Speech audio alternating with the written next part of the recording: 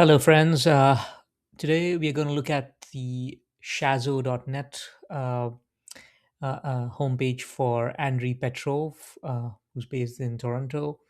Um, and then we'll explore this HTML page or this web page and try to learn some HTML. Okay. So I found this pretty good site to go through as a HTML tutorial also. And because Henry seems to be like a good developer, and so it would be a good site to review. So let's dive into it now. Okay, so first off, always start with the doc type HTML instruction. It is not a HTML tag, but rather it is an instruction to the browser. What this instruction does is it tells the browser that this web page is being made in the modern HTML, that is HTML5, and so just use the standard mode. So there are two modes a browser has: is one is the standard mode and one is the quirks mode. So in the standard mode, it interprets the HTML that it's getting as the new or the fresh like the latest version of HTML, and so it doesn't have to go into um, like the quirk mode, which might affect the performance of your web page. Okay, so that was just the instruction. The actual HTML starts with the HTML tag, and as you can see here, it begins with all HTML, which is hypertext markup language, begins with the HTML tag, with the tag, and then ends with the same tag. As you can see, the head, it starts with a head tag, ends with a head tag with a slash, right? Body, and then you want to end it, you end it with a slash body. So this particular tag is the HTML tag is the root element of your HTML, right? You always start writing your HTML with this tag. And then you can see an attribute, which is the language attribute, and it is set to English. This helps translators, right, to understand translators and other crawlers to better interpret your web page. For example, translators will be better able to pronounce uh, uh, will be better able to uh, translate your page into, say, another language. At the same time, it is good for accessibility because the screen readers will be better able to pronounce what's on your page if it has this particular directory. So if it was in German, the language would be equal to DE, and so on. Now, this HTML tag has two very important tags, right? One of them is the head and the other is the body. So these are again very common tags or very important tags to this document. You will always have these tags, right? You always need the head tag and you'll always need the body tag. Now, whatever is in the head tag is not on this web page, right? Except that what's in the tab out here, anything on the page is never in the head. The head, think of it as something that is a meta information or is just the information about the web page, which can be used by um, other sites or other systems like, say, Google, when it sends its bots or crawlers to crawl your website, right? It gets all that information from the head. Also, the head is used by the web page in the sense that you can tell it how certain resources are associated with the web page. By resources, I mean style sheets or scripts which are associated with the web page. Think of HTML now as as a general, providing the general structure for a web page, but then you need certain other things like CSS and JavaScript to give it more meat, or JavaScript as you can think of as the uh, provide the functionality to the web page. Now all that where the location of those scripts and everything goes into the head, but it's sometimes people put it in different places, and within the HTML document it could also be in the body, but by convention it has to be in the head. So let's start with the first tag here, which says that meta name generator. So which means that content is Hugo. Hugo is something that will help you build your web page. So this web page was written with the help of Hugo. It is one of the frameworks. There are others like Gelkill, I guess it's called Astro, and several others. But as you can see in the head, what we have is just this meta information, to just indicate to some other developer or like somebody like us who's reviewing this web page that it was generated by Hugo. Now, the next one is a very common meta tag which says charset is equals UD of 8. What this does is that if you had certain content which is in like not the normal English but in other languages, like say in Japanese or Arabic, they have different character sets. Now all those character sets with this one information will tell the browser to display those character sets correctly. And next one is the viewport. This is again a very this like in some of the modern IDEs like Visual Studio, once you some of this information would already be pre-filled once you start making your web page, and this is one of them, which is called the viewport, which basically is just saying that when we have like multiple devices, display my web page correctly on multiple devices. And with this initial scale is equal to 1 means the zoom at 100%. Okay, so that's why when we go into this mode, which is the going into a different screen size mode, the web page still looks okay. Let's get out of it. Okay, the next one is the title. Now the title is something that's the only thing in the head that shows up here in the tab, right? As you can see. Um, and the only other thing is the favicon, right? So here is the favicon, or the image or the icon which shows up here. Okay, and so before we skip in onto the favicon, after the title we have this link. Now the link uh, element is basically certain attributes. One of them is the href, which tells us that this particular link is basically it is telling us that I'm associating a style sheet. The relationship is a style sheet with this web page. I'm associating a style sheet with this web page, and you can find it here. That is the base um, dot css, and you can see a number associated with that. Right, that is just they call it the cache busting number, but that's not very important right now. At this stage, you just need to know that and this is where you are specifying the style sheet or the styles that are going to be applied to this web page will come from this style sheet. Okay. The next one, as we discussed, is the icon, which you can see here for the web page goes in here. Again, that's a ring, and it's saying the relationship, as you saw from above, here the relationship was of a style sheet, and here the relationship is of an icon because it's an icon, right? And it also specifies the type. Sometimes it's very important to specify the type because at times if you have certain security measures uh, uh, that are in place on this web page, the browser will read those security measures and might not load something that doesn't have a type because it that becomes like um, um, a security issue for the browser. Now you already specify the type, so the browser knows this is just an image, and it can display that image without any issues.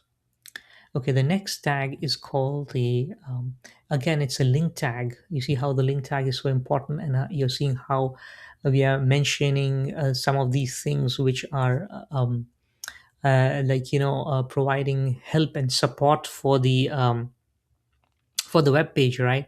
Like the viewport and the character set and your style sheets, right? And in the similar vein, you have this thing called alternate. That means it's trying to tell that this is an alternate to this web page. And what is it? It is an RSS feed, right? As you know, RSS is nothing but if any changes are made to the website, a new blog is added to this website, you can add it to the RSS feed, which is at the website slash index.xml. Exactly, here it's in XML, and looks like we saw the tag, which was the uh, generator is Hugo. Most probably they have used Hugo to generate this XML. So anytime you update the website, this XML is might be automatically generated when you publish the website, and that way you're publishing the website and you're publishing this feed, this index.xml, lets the RSS engine know that okay, these are new, it's been updated, something new has been added, let me publish it to the users that have subscribed to this particular RSS feed. And then the next one is, again, they're using the link tag. In this case, he is using some kind of fonts which are from the Google API. So, and it's a style sheet. Again, it has to be a style sheet because these fonts are in CSS. A particular family, as you can see here, they're all in kind of in italics and in a cool font, right? Some people might not like it. It's just a choice of preference. Okay, the next one we come across is the meta tags. Now, these are all Twitter tags. What these do is, like, at times when you share your website, say on Twitter, what it does is it creates an automatic preview or a card you must have seen just come up for some of these websites. I tried this website in Twitter, and it didn't present any card. Some of these content will automatically show up. And for example, as you see here, he's got the title, but he in the description, the content, he's not got anything in it, so nothing will show up as the description. Okay, so it's a very Twitter specific site. As I told you, Twitter, what Twitter would do in this case is, when you would share this URL for this website with Twitter, it might send bots or crawlers on this website, look into the head section and extract all this information and then display on Twitter as a card. So this is about the head section. Now let's move on to the body. So the general of the body seems to be, he's got a header starting with the h1 tag. You see the h1, h2, h3 tags are nothing but, think of them as displaying the flow or the structure of the page, right? So h1 is the header, h2 will be like the sections of a page, right? And then s3 would be the details of subsections, and then you can say h4 is the details of those subsections, and so on. So he's starting with h1. He's very rightly got the header there, and it's got an anchor tag. The anchor tag is just going back to the page here. If I click on this, it's back to this website again. So that's what the anchor tag is about. Okay, then you got a div tag with the class of container, right? And this container has basically got all the sections here, right? As you can see, the section of a header, and you can see the CSS of he's got for each section. He's got a particular. So you start with this section where he's got his address, right? If you look into it, right, he's using the UL tag, which is a list tag. So UL goes. UL is nothing but unordered lists, basically, with and then he has for each of these, he specified how he wants it to position his stuff here, right?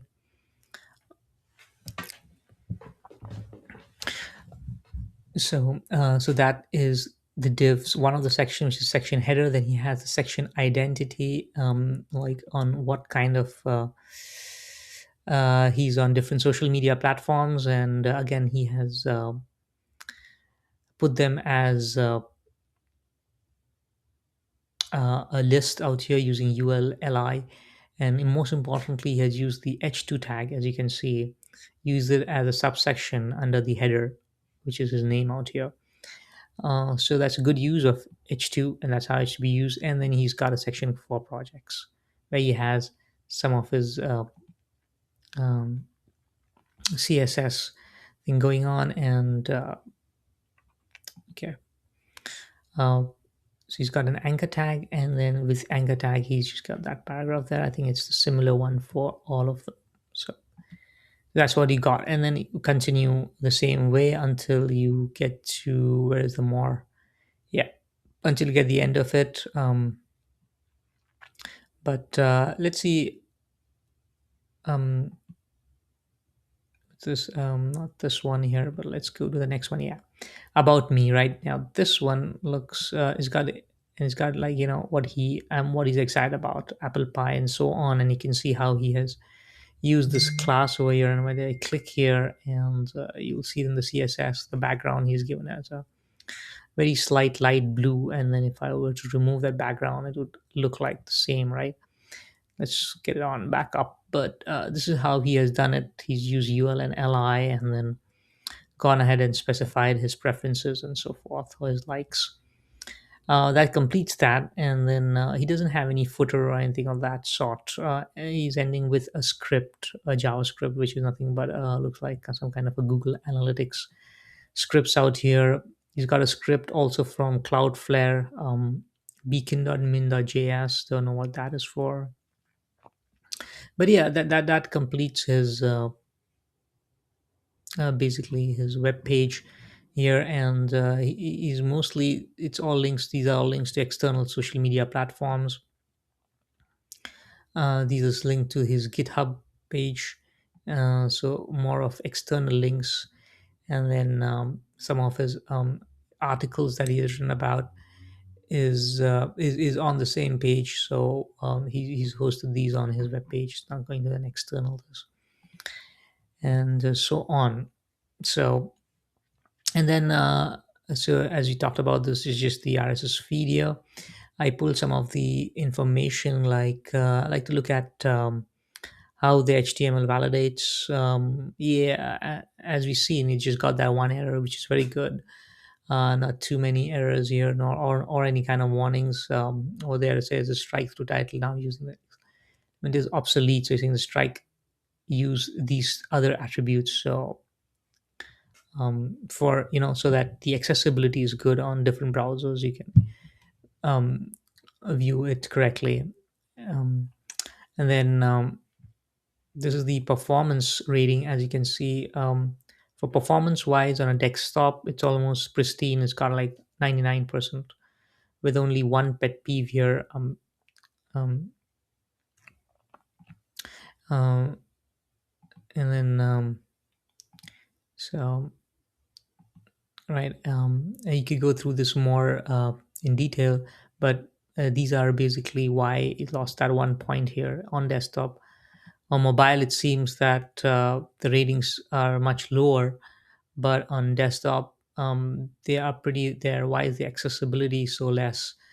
So it's just about some colors, and it takes that into account as well, saying the background foreground colors do not have a sufficient contrast, and that is an issue for it.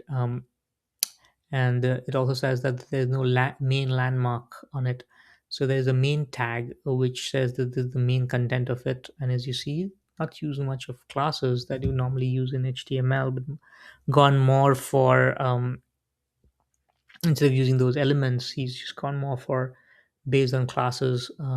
Nothing wrong with that. Whatever suits you, it's creative field.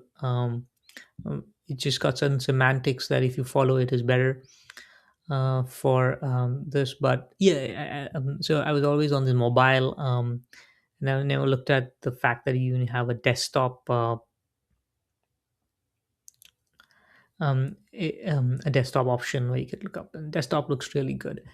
And then I also had this HTTP observatory report, which is from Mozilla, and this is more about like the security of the page, and just got it out 30 upon 100. And if you go scroll down, you can see that he has some negative points on some of these. But it's okay. Security is not a big issue if it's just your profile page. So that's it from me on this HTML. I hope you got good insights into it and did learn something interesting as well. Until next time.